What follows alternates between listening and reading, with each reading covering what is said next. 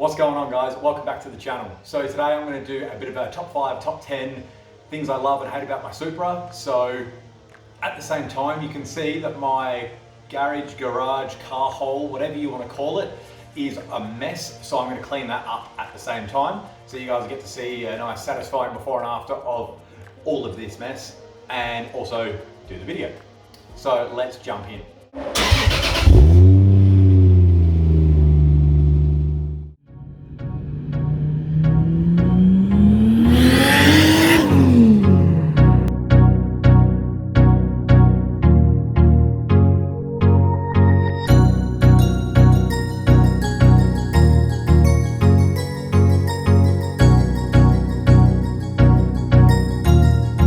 Okay, so number one thing I love about my Supra, by the way, none of these are in order, they're just a number of things.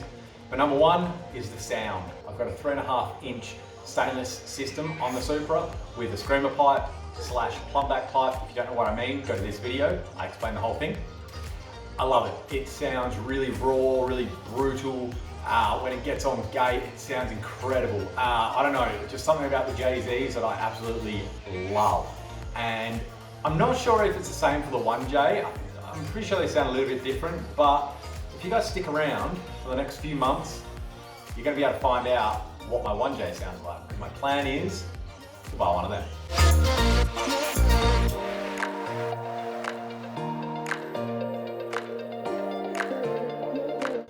Okay, number two things that I love about my Supra is just the drive of the car. It's, I know I've already used the term raw, but it's the best word I can kind of think of. So if you've seen the first video on the car, you'll know 2J, GDE, V160, so 6-speed gearbox, and I've actually still got the 5-speed diff gears because I've still got the 5-speed diff. My plan is run that till it blows up. And it's been a great diff. It grabs 2 all the time. I can't complain with it, but they are shorter diff gears, so you kind of go through gears a little bit quicker than you would if you had the big boy diff. It doesn't really bother me. I've only got 324 horsepower or something at the rear, so it's not a super fast car at the moment until I do the next upgrade, injectors, fuel system, blah, blah, blah, which will be coming soon. But because of the diff gears, it's like driving a go-kart. It's really snappy, really fast, really quick is the best word. I'm not going and taking it off the clock or anything, but just getting through the gears, it just gets up there and goes. So yeah, number two, how it drives.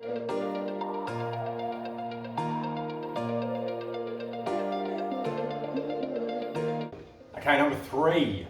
Third thing I love about my Supra are these wheels, my VSKFs. I really like these. I know a lot of people are a bit like, how you going about VSKFs? But I love them personally. When I found them, it was 6-7 years ago. Found them for $1,000 and they were curb rash, they were in terrible condition, they bad offset, all that sort of stuff. But I bought them, I went and got them completely refurbished. I got them painted this color. Now, this color works at the moment, but I am gonna be changing this color when I paint the car. So, and by color I just mean the spokes. I'll still be running the polished lip. They do need to be rebuilt, as I've said in previous videos. If you want to find out my specs, go into this video. But I am running spacers on the front and on the back to get the fitment correct. So when I rebuild them, I won't need to run them anymore and I will love them even more. But yeah, number three, my work VSKs.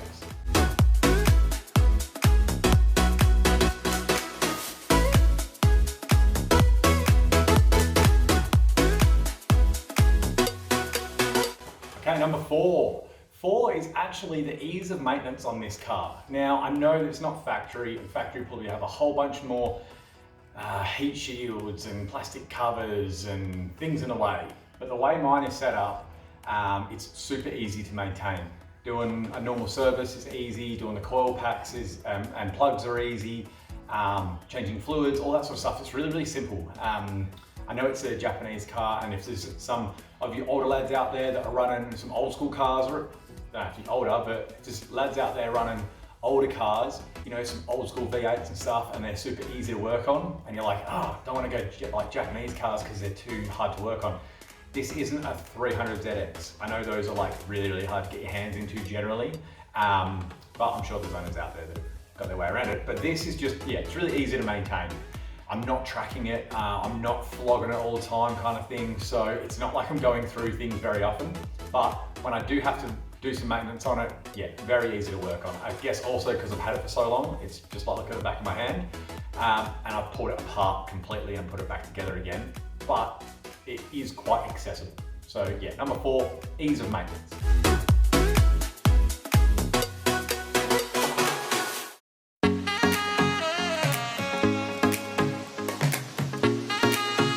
Okay, number 5 things I love about the Supra is just the interior, how tidy it is. Now I know that's kind of like pat myself on the back, but there's a lot of cars out there that have, you know, a lot of gauges hanging off in different areas and so on, and no hate to them at all. I do actually like that look in some cars, but the aim with the Supra, okay, so it's a little strange, but the aim with the Supra is I've always loved an Aston Martin DB9 or Vanquish, Vantage, all those kind of shaped cars.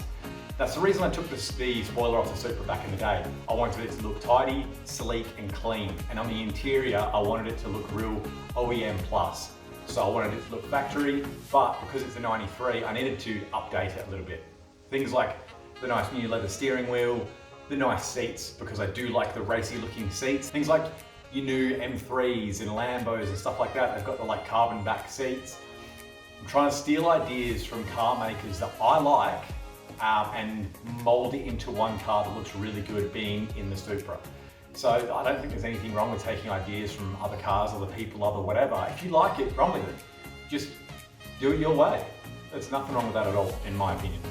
So yeah, the interior. I love how tidy it is, how clean it is, and how updated it is. It's got all the extra gauges I need and that sort of stuff, as well as looking factory.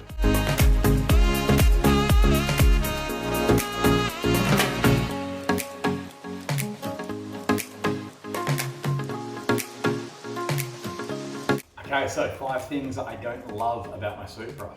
I'm going to rattle these off because I don't like being negative, but it's good for the video. So, number 1 is my paint job. The paint job's not the best. Like I've said in my first video, it's been a daily driver for many, many years.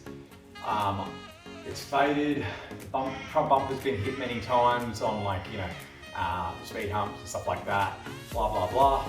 So, don't love the paint, but as I've said a number of times, it is getting a repaint. If you want a full rundown of the car, go to this video, and yeah, I do a front to back rundown on the whole car. So yeah, number 1, paint job. Okay, I have them written down. Number 2 is my fear of leaving this car anywhere when I drive it. So when I drive it to the shops, to the gym, to the whatever, actually walking away from this car, it leaves me paranoid. Now, I reckon anyone out there who has a car that they love will know what I'm talking about. And I don't care if the car you're talking about is a Lamborghini or a Hyundai Excel that you slapped a turbo on, or a Hyundai Excel that you've just painted the hubcaps. If you love that car, you love that car. And I'm all about positivity to every single vehicle, every single ride that someone has. There's too much hate in the world at the moment, so if you've got it and you love it, you understand what I'm talking about. You walk away and you're worried someone's going to open a door into it, or someone's going to steal it, or someone's going to try and steal it, and then you've got to deal with all that. There's a lot of fear for me when I leave this car anyway. So, like, I mean, in the past, I've come back to the car and people have been near it, and I've stressed out, but they're just people that like the car, and they're like, oh man, we just got a photo with it, is that okay? And it's like, of course it is. And that's really lovely that they, you know, enjoy the car as much as I do, but they've been respectful, which is good. So yeah, that's number 2. Number 2, yeah, fear of leaving it around.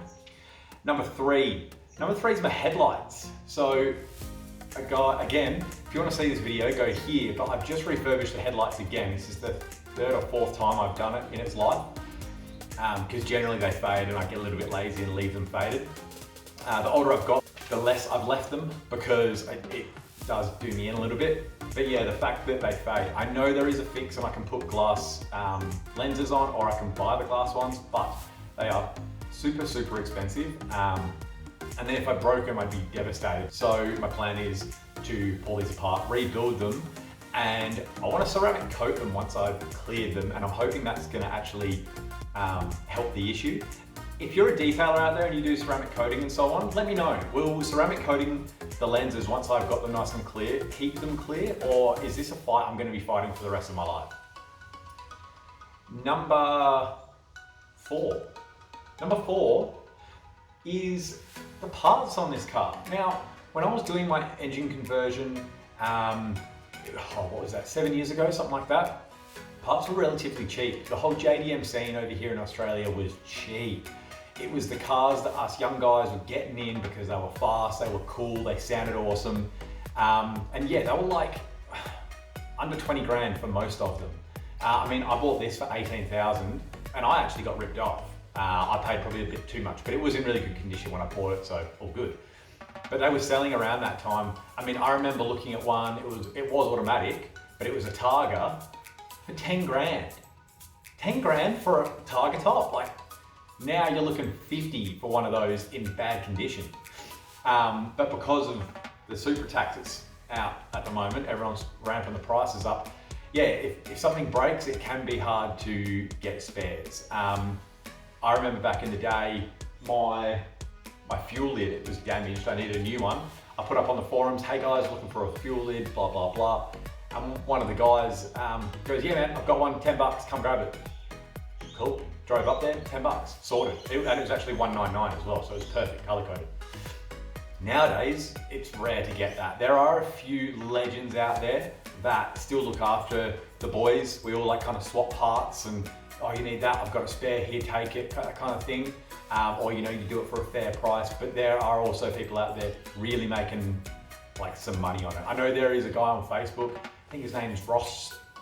Sorry mate, can't remember your last name, and if I remembered it, I'd probably butcher it, so sorry, but he kind of, I could almost say he runs the second part Supra scene over here, and he's fair with his prices. He's fair, he's reliable. I mean, they're Supra prices, but they're pretty fair. So it's lucky that there's someone like that around. And I think there's a couple other guys that do a similar thing. They get all the wrecks and they just part them out. So it's lucky that those guys are kind of stopping the real ramp up of prices. But yeah, the parts on these cars are getting up there nowadays.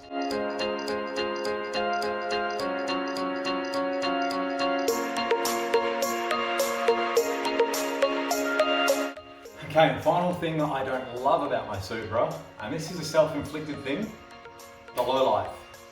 The driving around with a very, very low car with no lift system. Now, since I've had the Crown and I've been able to air up over things, it has changed my life. Now, I say that because when you want it slammed, you want it for a photo shoot, you want it looking cool, you can do that, press a button. You need to go over a speed hump, you need to get up a steep driveway, you press a button. I mean, it doesn't get much easier than that. The only way you could get easier is if you had sensors in the front that lifted it for you, but too much drama. But yeah, having a lift system is amazing. Now, I do actually want to install what are they called? Drift cups, I think. It's just like a lift system for the front. You can actually get it for the back as well, but I do want to start with the front. So I've got a lift system so that when I do repaint the car and I get it perfect, you see a speed hump, you see a driveway, or you go somewhere that you're not completely familiar with, like a new car meet or something, you can just press a button, lift up the front, and you get an extra 50 millimeters, 2 inches of travel, which amazing. I know I can just spin the coilovers up and everything, but I love how this thing looks. I love the ride height, and I'm actually thinking of dropping the back end just a little bit to match that wheel gap in the front. I don't know if you can see it there, but the wheel gap in the back and the wheel gap in the front, slightly different. It's a little bit more in the back. So I might just sink the back a little bit because the back never hits on anything. It's always that front bumper. Now, just to wind the video up, I want to say thank you to everyone who has subscribed, who has liked the video, who's watched the video, who's reached out to me and messaged me. I've had a very large number, in my opinion, of people reaching out to me, sending love about the Crown, being supportive about the Crown. They know how much it's obviously upset me that the car's been damaged, and they're like, yeah, just sending a lot of support about that, and people spreading love to me about doing the vlogs, doing the videos, how I'm helping out, stuff like that. And it's really overwhelming. It's really, really nice to see. Like I said previously, there's a lot of hate in the world, and to be honest, I haven't seen any on this channel, and it is it's a real refreshing break from toxic little kind of things that you can see on the internet. Now, coming off the back of that, what I want to do, there's a few people have actually reached out to me and said, oh man, are you going to do car meets? It'd be great to do car meets. So the brand I'm running, if you guys have seen it, it's in the bottom corner, the Letterlegion. What I want to do is kind of create probably just going to be a Facebook page to start with, to be a vehicle community. I don't want to say a car community. Birds, come on, I'm trying to do a video. I don't want to say a car community because I want to encourage everyone. I want to encourage people with motorbikes, cars. You got a cool jet ski, you got a cool boat. Bring it down, tow it down to a meet and show us it. If you're proud of it, bring it down. Everything would be welcome. So it may take me a couple of weeks to set this up, but it will be on Facebook, just a group, the Letterlegion something. I want it to be like vehicle community, but something that sounds a bit cooler. So if you can think of a cool name to follow the Letterlegion for this community, drop it in the link, drop it in the comments down below. And if I see one that's cool, I'll use it. So it's going to be worldwide for anybody who wants to join this and just share their car, share their bike, have a chat, ask some questions, whatever you want. But the only thing is it's only going to be positive. See the motto of this thing as, if you haven't got anything nice to say, don't say anything at all. There are vehicles out there that I don't look at and go, ooh, I want that. But I'm not going to hate on the person for it because they like it, they're driving it and they paid for it. So good on them. If they're proud of it, awesome. So that's the only precursor for this group is I'll be the admin, and if anyone is negative to anyone else's stuff, I'm just going to remove you from the group. I'm not going to abuse you. I'm not going to, post you up or anything like that. I'll just remove you from the group because it's just all of you positive people out there that are sending love, that are happy to appreciate someone's build for what it is, no matter whether you want it or you don't want it, or you like it or you don't like it, but you can appreciate the cool bits of it. That's who this is for, all of you guys out there. So I'll set it up soon. You guys will be able to see it. I'll probably put links in the description, stuff like that. And then we can all join it. And when it gets big enough, I will set up car meets. Now, obviously I'm in Melbourne, so I'll be setting up car meets in Melbourne, but when I can travel again, if there's areas that I travel to that there's enough of you, I'll set up another car meet. Granted, I can't bring a car because it may be in another state, another country, whatever it may be, but we'll set them up anywhere we can. So yeah, I just wanted to thank everyone that's been so positive, everyone that subscribes, everyone that likes, everyone that views videos. All of it helps, and we've almost got to 300 subscribers now. I know that's small, but to me, like I always say, that's incredible. Like my milestone that I'm trying to hit, the first one is 1,000 subscribers, and we're on the way. So thank you all. Thank you for sticking around. Garage is clean. That carpet would disappear. But apart from that, I'll see you guys in the next one. See ya.